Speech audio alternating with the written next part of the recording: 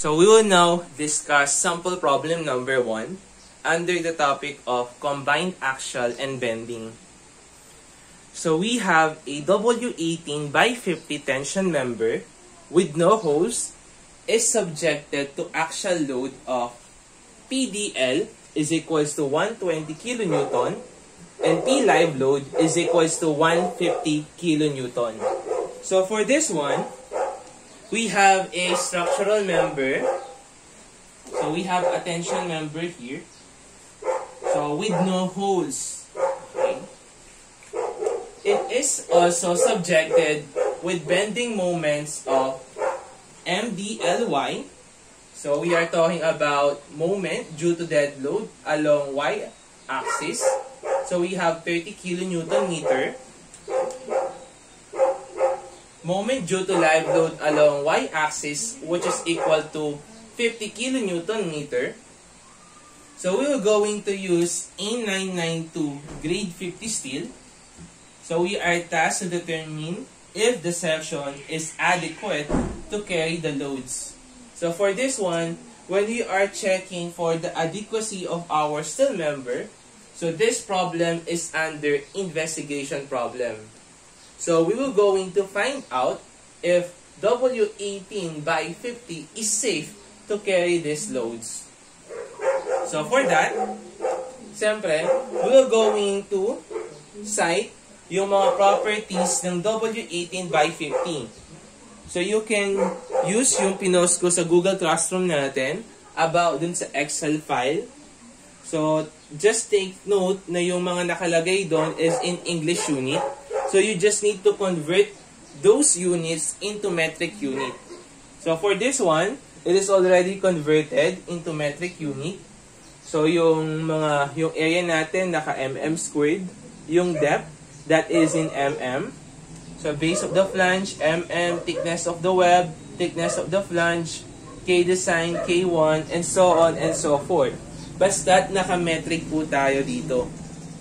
So for this one, we're going to investigate kung safe ba yung W18 by 50 na gamitin. So for us, to check kung adequate ba yung section natin, so we are using yung interaction formula natin dito or the interaction equation. So for us to find yung suitable interaction equation, we will going to check muna yung ratio nung required natin all over the available. Yung required axial strength. So we're going to check muna. So yung required axial strength all over yung available axial strength or denoted by PR over PC. Ayan.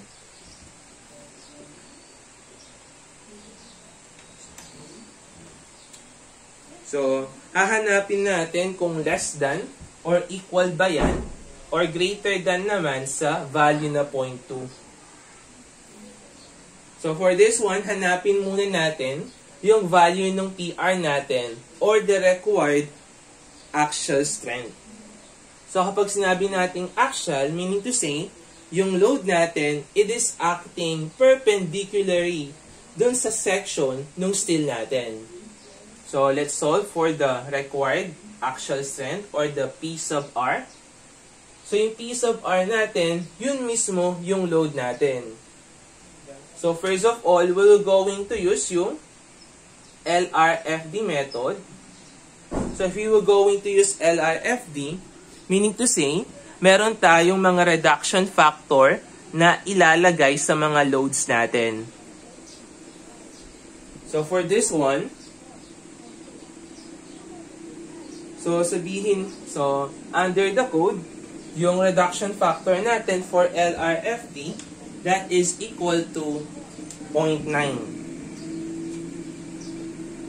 Under bending, okay? This is equal to 0.9. So, yung mga loads natin dito, under Lrfd, siyempre naka-factor tayo dito.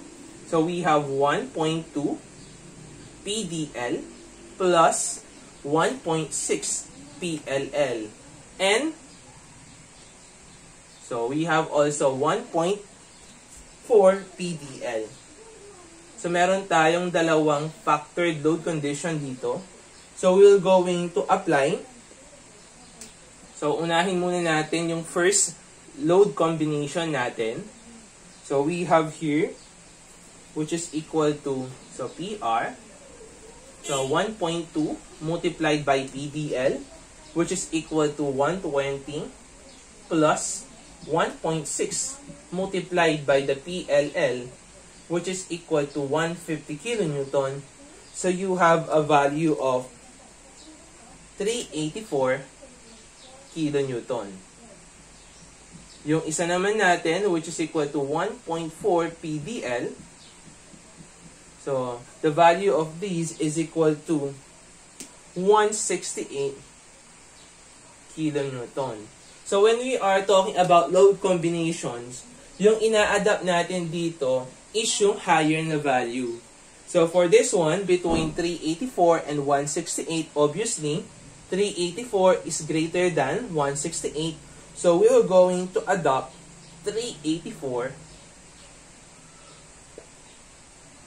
kilonewton as our required axial strength.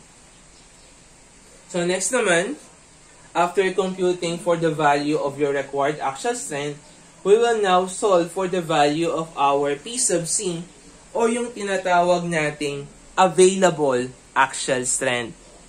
So when we are talking about available axial strength, so hahanapin natin yung capacity ng section natin. So for this one, since we have a tension member with no holes, so meaning to say, yung mag-govern sa available axial strength natin, yung tensile yielding limit state. Kasi wala naman tayong butas, kasi sabi dito, with no holes. So yung gagamitin natin, yung buong cross-section ng W18 by 50, which is yung area gross. So kapag area gross yung kino-consider natin, we are talking about yung tensile yielding limit state. So we are under yielding. Okay. So for this one, the value of our nominal strength, or dito yung nominal strength na yan, that is our available axial strength. Kasi kapag sinabi natin available, that is the capacity. So that is equal to, so gagamitin natin is the area gross. So if we are using area gross, meaning to say yung gagamitin nating stress is yung Fy. So we have Fy. So yung Fy natin dito, that is equal to 345. Kasi we have a grade 50 steel. So for this one, we have 340. So yung area gross natin, that is equal to 9,418. So the value of your nominal strength, so this is nominal pa rin. So di pa pala to. Okay, this is still nominal. So di pa to yung available. So yung available natin, if we were going to reduce yung, so after finding the nominal, siyempre kukunin natin yung value ng design strength natin, which is yung available axial strength. So sorry, maling nasulat natin, no? So we have a value of nominal which is equal to 3,270.6 kilonewton. And then, kukunin natin yung value ng design strength natin or yung available axial strength natin. So, magmumultiply lang tayo ng reduction factor which is equal to 0.9 dun sa value ng nominal natin. So, we will have a value of PC which is equal to 2,943.54 kilonewton. So, we have a given ng required axial strength and the available axial strength. So, we can now solve for the ratio of those two. So we have PR over PC.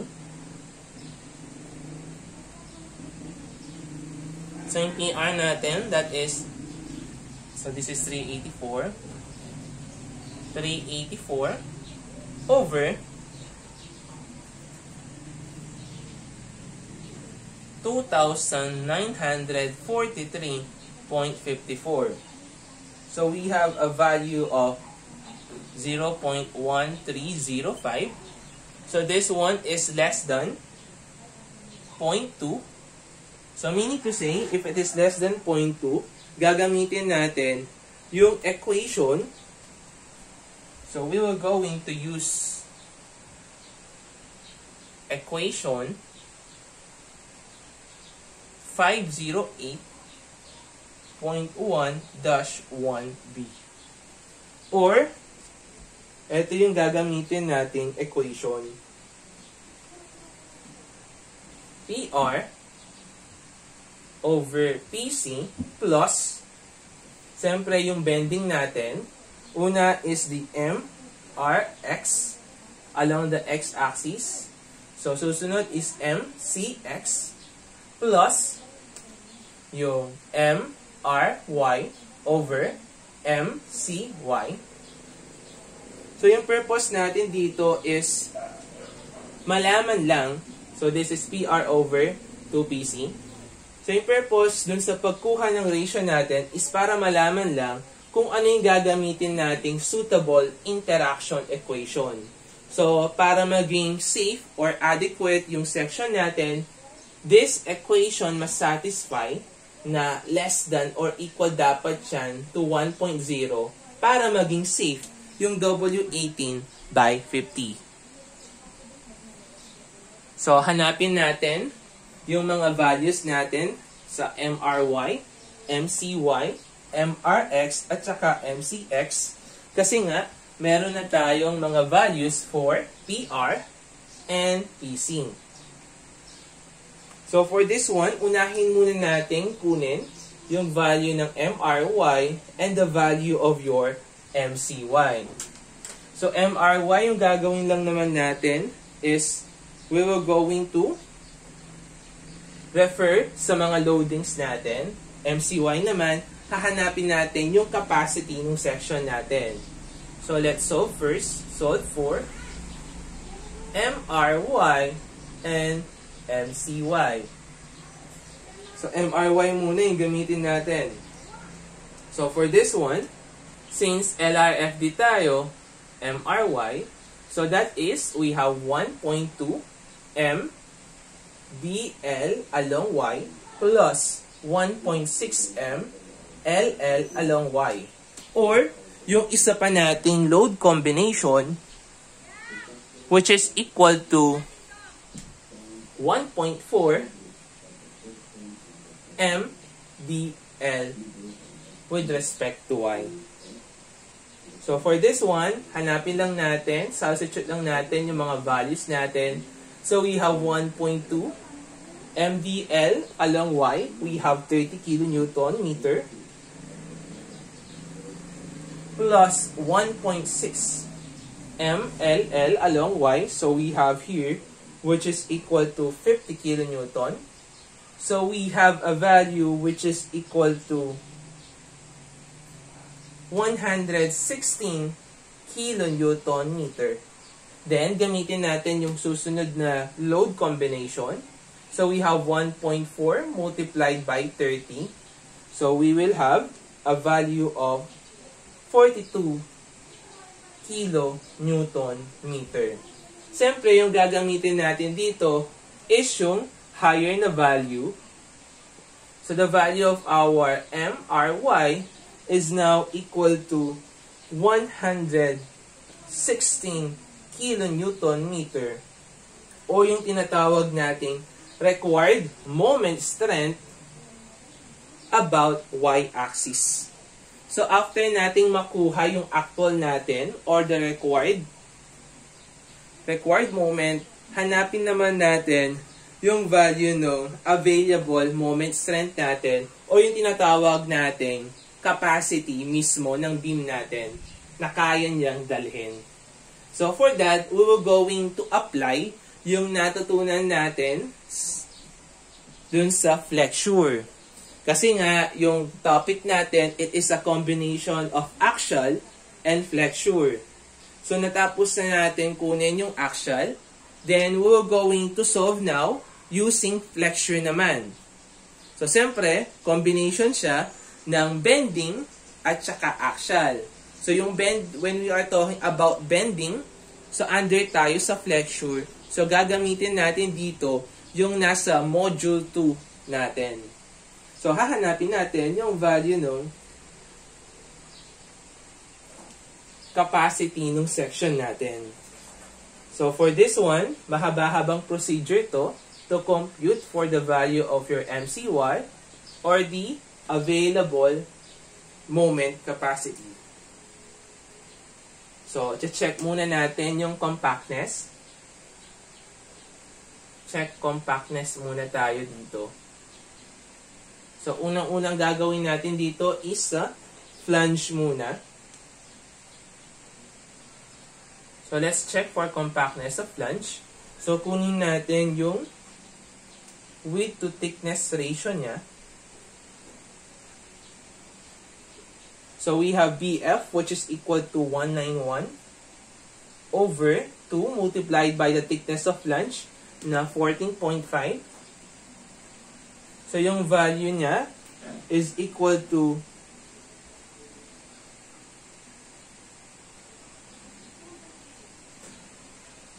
6.5892. And then, i-compare natin yan dito sa value ng lambda sub p natin. So, compare natin yan sa lambda sub p. So, the value of our lambda sub p, that is 3.76 square root of e over fy. So, we have a value of 9.1493. And then, pag-compare natin yan, since hindi na-exceed ng BF all over 2TF yung value ng lambda sub p natin, so meaning to say, hindi na natin i-compute yung value ng lambda sub r. So, hindi siya nag-exceed, meaning to say, compact yung section natin. Compact yung flange natin. Less than siya sa lambda sub b. Therefore, we have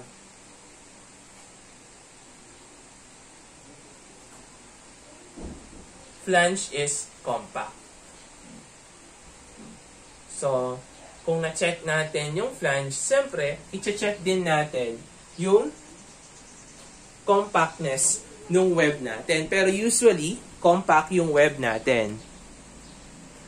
So, yung web naman, yung aayusin natin dito. So, let's check for the compactness of our web.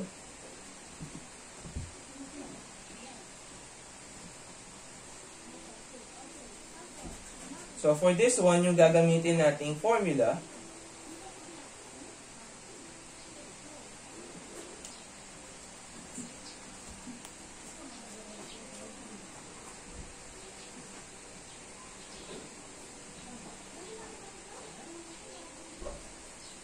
so, for this one, di pala 3.76 to. So, this is equal to 0.38. So, nakamali lang tayo, no? That is 0.38. Yung 3.76 kapag na-check tayo dun sa web compactness. So, for this one, let's check naman yung compactness ng web natin. So, first of all, kunin natin yung width to thickness ratio with respect to the web. So, you will have, dito yung formula natin, H over TW. Para makuha natin yung H, so we have yung total depth natin minus 2K design. H is equals to, yung D natin, that is 457, minus 2 multiplied by K design. So, eto yan, 24.7. So, we have a value of H which is equal to 407.6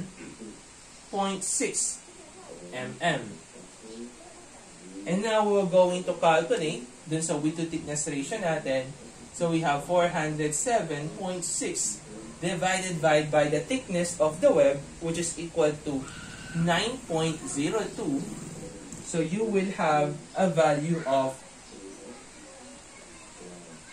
45.1885. So, after computing for that, siyempre, i-compare natin yan dun sa lambda sub b natin. So, for this one, yung lambda sub b natin, that is equal to 3.76 square root of e over fy, which is equal to 90.5302. Since yung h over tw natin is less than 2 lambda sub b, meaning to say, web is compact.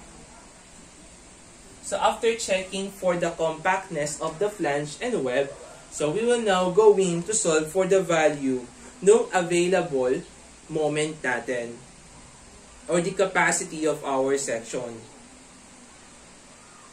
So since parehas naman silang compact, so we can now calculate for the yielding. So hahanapin na natin yung value ng MCY natin. So under our problem, wala naman siyang sinabi na unbraced length, wala tayong given na length. That's why hindi natin i-consider dito yung lateral torsional buckling. Consider lang natin dito is yung compression flange local buckling. So, agad-agad makukuha natin yung value ng MN natin. Since less than, di ba? So, since compact yung section natin, MN is now equal to the value of your MP, wherein MP that is equal to Fy multiplied by Zy. So, for this one, we have 345. Yung Zy natin, that is equal to 272 times 10 raised to 3. So, the value of your nominal, that is equal to 93.84 kilonewton meter. So, gawin mo lang, etong part na to, divide mo lang siya by 1 times 10 raised to 6 para maging kilonewton meter yung answer natin.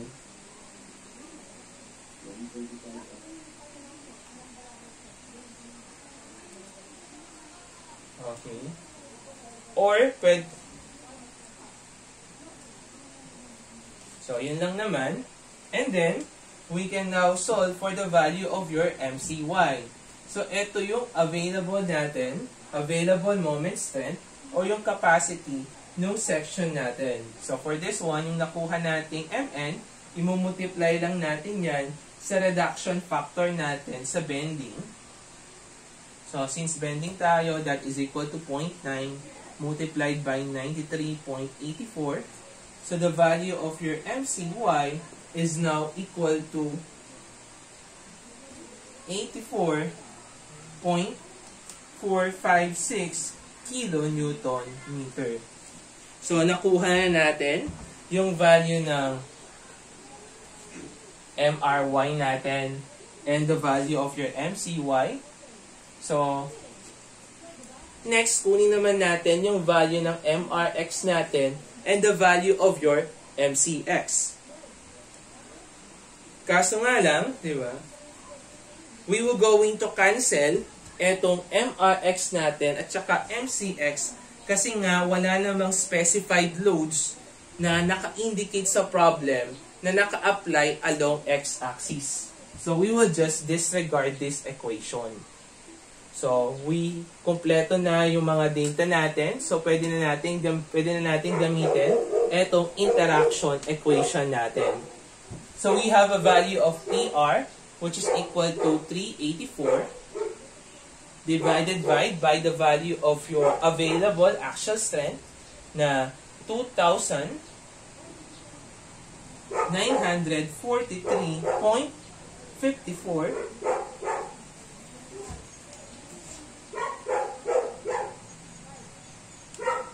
plus etong MRY natin na 116 over etong value ng available moment capacity natin na MCY, which is equal to 84.456. So yung interaction natin dito, this is equal to, so di natin alam, pagko-compare natin yan sa 1.0.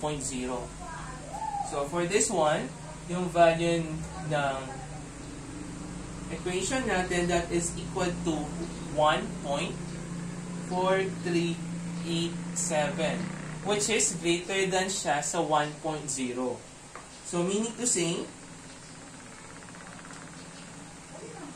inadequate yung section natin. Kung inadequate yung section mo, para maging adequate siya, yung solution dyan is increase section tayo. So, i-increase natin yung cross-section natin.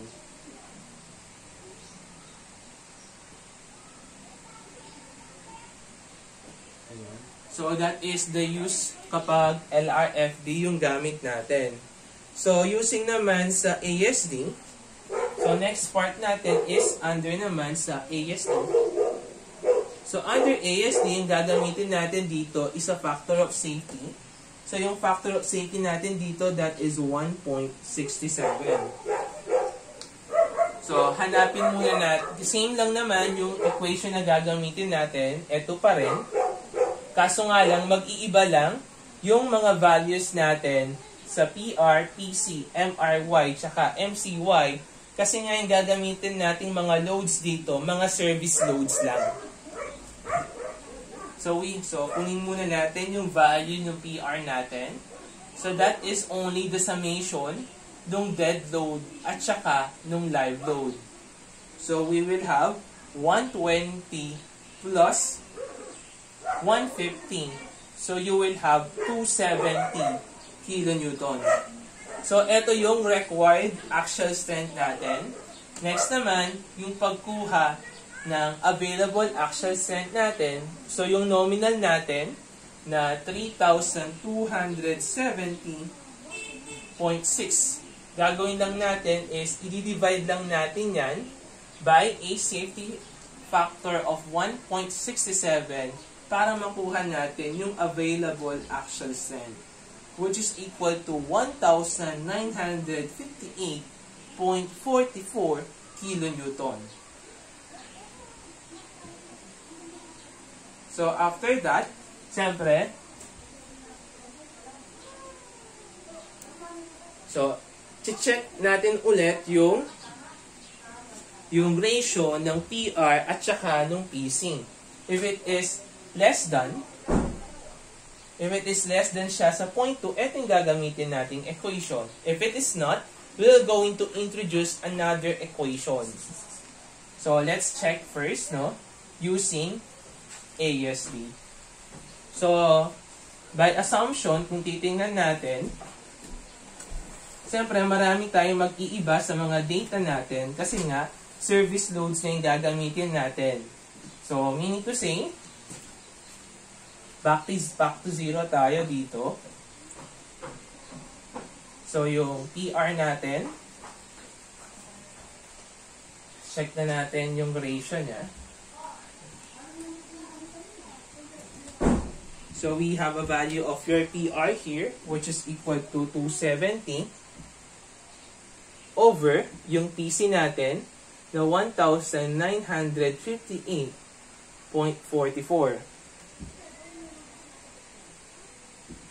So, for this one, so we have a ratio which is equal to 0.1379, which is less than 0.2. So, gagamitin natin equation yung kaninang ginamit natin, which is equal to PR over 2PC plus yung MRX over MCX plus MRY over MCY. So, that must be less than or equal to 1.0 para maging adequate or para maging safe yung equation natin. So, same criteria lang naman tayo dito. Since wala naman tayong value na naka-apply along x-axis, so i-disregard lang natin yung ratio ng MRX at saka MCY. So, kunin na lang natin yung value ng MRY natin. So, wala naman tayo service loads lang gagamitin natin. So, gagawin lang natin dyan MDLY plus MLLY. Yan lang yung gagamitin natin. So, we have a value of, so yung MDLY natin dyan, so that is equal to 30 plus 50. So, we have 80 kilonewton meter. Next naman, yung pagkuha ng MCY naman natin. So, that is only equal dun sa nominal na nakuha natin. We will just divide that to a factor of safety of 1.67. So, yung MN na nakuha natin dito, so that is equal to 93.84. Divide lang natin siya by 1.67. So, you will have a value of available moment strength which is equal to 56.192 kilonewton meter. So, after finding this two, gagamitin na natin yung equation na to. So, yung PR natin, this is equal to 270 over 2 multiplied by PC na 1,958.44 plus yung MRY natin na 80 all over yung MCY na 56.192.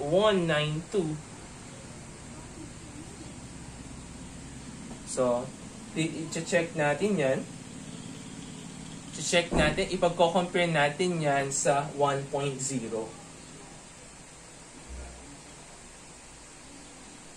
So, yung nakuha nating value dito is 1.493, which is greater than 1.0.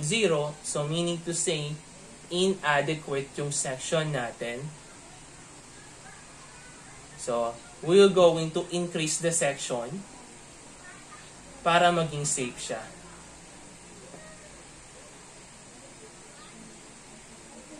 So, that is all, no? Upon investigation, nalaman natin that W18 by 50 is inadequate to carry the prescribed loads in the problem.